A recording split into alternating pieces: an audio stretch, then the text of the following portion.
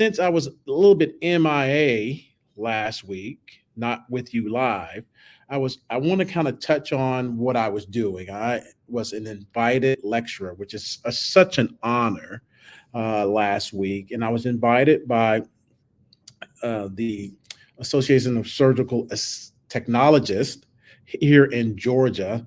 And these are professionals that I've known for 20 years and really have had really great interactions with. We've been in the midst of battle in surgery, doing the right things, doing great things for patients. And so I've known these people for a long time, and they felt confident in me coming out and giving them a lecture. So I really wanted to live stream that lecture in lieu of Hot Seat Saturday, but I could not make that work. I could not pull it off. So what I thought this Saturday is part of our smorgasbord would be to kind of give you a snippet of what we talked about. And the reason I'm doing that, obviously, so you'll know, but I want you to know why it is important that when you're considering surgery of any part, especially cosmetic or aesthetic surgery, that you see a board certified plastic surgeon. And I'll bring that full circle. I want to touch on after that a little bit. We've been talking a little bit prior to that about facelift. I want to kind of talking about a few points about that. I had a client in yesterday who is a longtime client, and we've been kind of discussing slowly but surely about facelift. And there were some interesting points brought up, and I just want to maybe share those with you for clarity.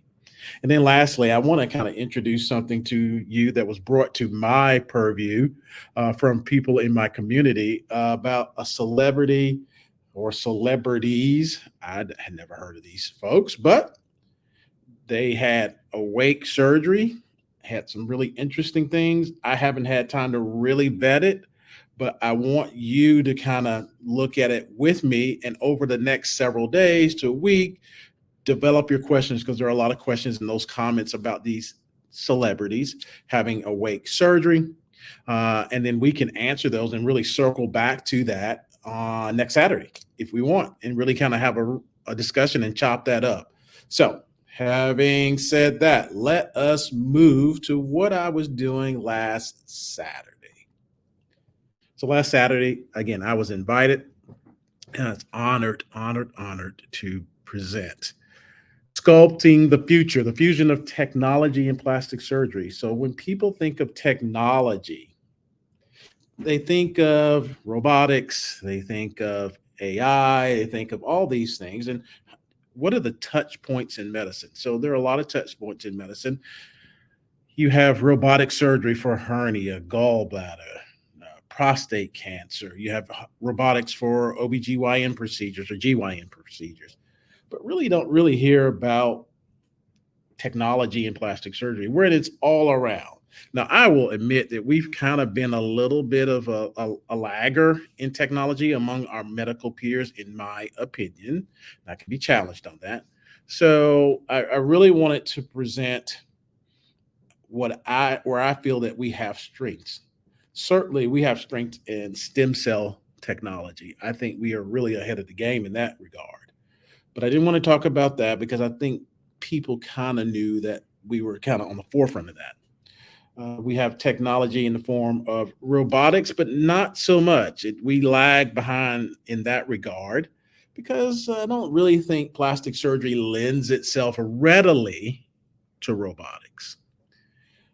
But I wanted to talk about the technology of 3D printing, which I think is phenomenal and lends itself to that. So 3D printing is to print a model from a CAT scan that represents either a defect, a tumor, anatomy that we as plastic surgeons would operate on, and gives us a preview of what that looks like in our hands before we're actually with the patient. And we can plan and discuss and really come up with, a really efficient way and safe way to treat our patients. So let me show you this quick case, and it's just again a truncation of what I presented on Saturday. So here we go. So patient came in, referred to me, through various channels. People I know got to me and said, hey, this patient has an injury. They were shot with a bullet. And so that was a rubber bullet. Let me be clear. And this client or patient had a injury to her orbital floor. So that's the floor of the bone that gives you support to your eye socket. And her this injury was on the left side of the face. And so the routine way to go about that would be to order a CAT scan, look at the injury or the bony injury or whatever the injury may be in that area in two dimensions. We've evolved many years ago back to where we can create that two dimension and recreate a three-dimensional image, which gives us more information. And that's been fantastic. From that step, we've been able to take that 3D image and create a model. So from this image, we created a model of this client's, this patient's face and injury. So you see here the model, which is a stereolithic model. The blue pieces, the large blue piece is the orbital floor plate. So when you have a break in the orbit, the floor, the eyeball wants to sink into that hole. It's like a big sinkhole. People who live in Atlanta know about sinkholes. So it's a big sinkhole. And when that eye is out of balance with the normal or uninjured eye, you can have symptoms, blurred vision, double vision, so on and so forth. And we want to correct that so that we don't have those things permanently. So the blue large piece is an orbital floor plate. So that will kind of be your manhole cover for the orbital floor fracture. So let's see that a little closer. So you're looking at the client's left side. You're looking down as if you were looking into the orbit. And I'll orient you. That big hole that you see is where the floor of the orbit used to be. The floor of the orbit is the top of your sinus. So you're looking down into the model of the sinus. And so we need to, again, put a manhole cover over that to support the eye to alleviate those symptoms. We need to separate the sinus from the eye because the sinus has all kinds of nasties in it. And we don't want that kind of communicating back and forth with the eye to potentially cause horrific problems. So that is what that looks like in a 3D model. Here is the model and the plate together before surgery. I can sit here and see the fit of the plate. The fit of the plate was printed from a 3D printer to recreate this client's normal anatomy compared or using a comparison of the normal side. So this is unique to this client. It doesn't fit any other client. In the past, what we would do is we would get plates that were prefabricated, sterilized, and flat. And then as surgeons, we would bend those three-dimensionally to fit whatever the problem was.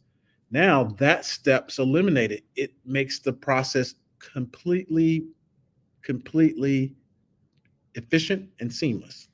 So there's the plate. We know what it looks like. I looked at it. I know how it lies. I have a great understanding of how it should fit before I get in there. So it really should be in there, put it down, secure it, and we're out of there. So what I decided to do, there are ways to go about approaching this issue. So let's go back to the original picture. You see she has a bad scab. That's where the rubber bullet entered. You usually can make an incision along the lash line, just kind of right along the lash line and kind of out toward the corner in a natural crease. I really didn't want to do that because that skin has already been kind of compromised, and I really didn't want that to be jeopardized further and end up with a problem with the lower lid. So what I decided to do is to approach this from the inside of the red part of the lid That does a couple of things. That kind of protects this skin out here on the outside. It also creates an access to the orbital floor that can't be seen. It's cosmetically pleasing. So that's what I decided to do there. Once I got in and was able to see the hole, I noticed down when I looked into the sinus, there were fragments of debris. Now, this is supposed to be a rubber bullet. And it's a rubber bullet, and you think it's rubber, but this bullet was not rubber. It was paper, it was glass, it was all kinds of things that were wrapped up into a missile that just deposited in her sinus. Luckily, this client didn't suffer any trouble with their eyesight. The sinus, for the most part, was otherwise unremarkable. I was able, from the top side, to really get down and remove those fragments. And so I removed those fragments. We got rid of that. We were able to treat that. I was able to put that manhole cover in the orbital floor. And we ended up with a result 4 to 6 weeks down the road of this. So as you can see, and I'll put up the before in a second, I need to figure out how to do a side-to-side comparison, working on that. You can see a couple of things. You can see that the skin on the outside is healing and it's really nice. It will continue to get better with some other treatments to reduce the pigmentation. Her eye level's it's a lot better. And then I want you to notice here, she has a crease here on both eyes. If I wanted to really be nitpicky, I could be a little higher crease, but she has a crease, which means her eyeball is up in a better position as opposed to in that sinkhole. If we go back to the first picture, you can see there's no crease or very absent crease, and the eye looks very small and diminished. So I believe with this technology, able to really make this a really more efficient surgery. It takes out the time to bend the plate, reposition it, put it back in, bend it some more. You understand the anatomy from the model, what you're up against, how to approach it. This made it a very efficient and effective operation for an effective result. So why did I tell y'all that? Is it to beat my chest? Maybe a little bit. But really, as I started in the beginning, this is why you need, if you're considering, obviously for orbital or facial trauma, you would consider a plastic surgeon. But we're talking about aesthetic surgery or cosmetic surgery. That's really where we are. This is why we're here. You're considering an eyelid lift. Who do you go to? I'm in these groups and I kind of look around. I don't ever respond. But, should I go to an ophthalmologist? Should I go to an oculoplastic surgeon? Should I go to an ENT surgeon? Should I go to a facial plastic surgeon? Yeah, you can. But I think you should go to a plastic and reconstructive surgery. I think you should come and see me. I have training in oral and maxillofacial surgery and plastic and reconstructive surgery, and have done a ton of trauma and a ton of cosmetic surgery for all parts of the body, but we're focusing here a little bit on eyelids. And so because I can take care of this bad problem from an injury, get that orbital floor fixed, dance around the muscles, dance and make sure I'm not too close to the optic nerve that gives you sight so that I won't injure it, I'm comfortable making an incision, recontouring some fat, taking out some fat, and giving you a more rested, youthful appearance. I'm going to say, in my experience, and I can only speak to my experience, when we have an injury like I showed you before, and the hospital, presents that patient for treatment to your oculoplastic surgeon, they're not doing that. They present it to your facial plastic surgeon. They're not doing that. They're not even calling a cosmetic surgeon. Forget that. I mean, that doesn't even happen. They're calling me and people who are like me, people who trained me, That's who they're calling. So when you're considering your eyelid surgery, you're trying to figure out what's happening, who you should go to. Obviously, you want people with experience, people with great results, people that you connect with, but you want to make sure that not only can they take care of the cosmetic surgery, but they got experience with some hideous problems of the eyelid, eye, all those things. So if there's something that kind of goes sideways, you got somebody you feel confident that can take care of the issue for you. So keep that in mind. Keep that in mind that you want somebody who's got a wealth of experience. A lot of other specialties will poo poo plastic and reconstructive surgery, say, well, they just do reconstruction. Well, in order to do reconstruction, you have to take care of some really horrible problems and you understand the anatomy and how to build things and put things back together. And I'm not downplaying or diminishing aesthetic surgery. It is surgery, but you certainly, if you have that experience, you certainly have confidence when you perform aesthetic surgery. If you do not have that experience, you're going to struggle, in my opinion, if things do not go perfectly. That's just my opinion. So keep that in mind, folks.